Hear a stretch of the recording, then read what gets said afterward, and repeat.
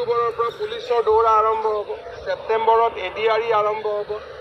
ডিচেম্বৰৰ ভিতৰত এডুকেশ্যনত লিষ্ট আৰম্ভ হ'ব। গতিকে 50,000 নিযুক্তি আমি লাইনত দি দিছোঁ আৰু আমাৰ কাৰ্যকালতে ইয়াক সম্পন্ন কৰিব চেষ্টা কৰিম যদি কোৰ্ট কেছ নহয়। শিক্ষা বিভাগ, আৰক্ষী বিভাগ, এডিআৰই এই 2 অক্টোবৰৰ পৰা পুলিচৰ দৌৰা আৰম্ভ হ'ব। ছেপ্টেম্বৰত এডিআৰই আৰম্ভ হ'ব। ডিচেম্বৰৰ ভিতৰত 2 অক্টোবৰৰ পৰা পুলিচৰ দৌৰা আৰম্ভ হ'ব। ছেপ্টেম্বৰত এডিআৰই আৰম্ভ হ'ব। ডিচেম্বৰৰ ভিতৰত এডুকেশ্যনত লিষ্ট আৰম্ভ হ'ব। নৱেম্বৰত মেডিকেলৰ নিযুক্তিৰ কাম আৰম্ভ হ'ব। গতিকে 50,000 নিযুক্তি আমি লাইনত দি দিছোঁ আৰু আমাৰ কাৰ্যকালতে ইয়াক সম্পন্ন কৰিব চেষ্টা কৰিম যদি কোৰ্ট কেছ নহয়।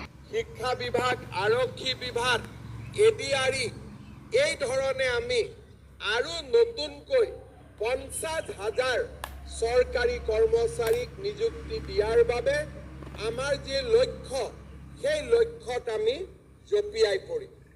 অসমৰ জাতীয় জীৱনত এনে সুন্দৰ 5টা বছৰ কেতিয়াও আমি দেখা পোৱা নাছিলোঁ, যিটো 5টা বছৰত এটকাও ঘোষ নিদিয়াকৈ চৰকাৰী চাকৰি পোৱা এটা ডাঙৰ মাইলৰ খুঁটি আমি অসমৰ জাতীয় জীৱনত স্থাপন কৰিবলৈ সক্ষম হ'লোঁ। 2 অক্টোবৰৰ পৰা পুলিচৰ দৌৰা আৰম্ভ হ'ব।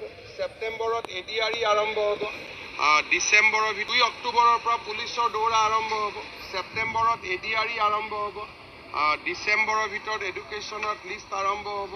নৱেম্বৰত মেডিকেলৰ নিযুক্তিৰ কাম আৰম্ভ হ'ব। গতিকে 50,000 নিযুক্তি আমি লাইনত দি দিছোঁ আৰু আমাৰ কাৰ্যকালতে ইয়াক সম্পন্ন কৰিব চেষ্টা কৰিম যদি কোৰ্ট কেছ